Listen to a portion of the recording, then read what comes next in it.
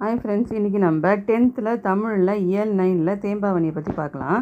தேம்பாவணியில் இது ஒரு பாடல் வரும் பாருங்கள். இந்த பாடலில் நீங்கள் மனப்பாடம் பண்ணணும்னு அவசியமே இல்லை. பார்த்த உடனே இது தேம்பாவணின்னு சொல்லிட்டு நம்ம ஆன்சர் பண்ணிடலாம். எப்படின்னா, இப்போ பாருங்கள், எல்லாத்துலேயுமே வந்து மணி மணி மணி மணின்னு வருது பாருங்கள்.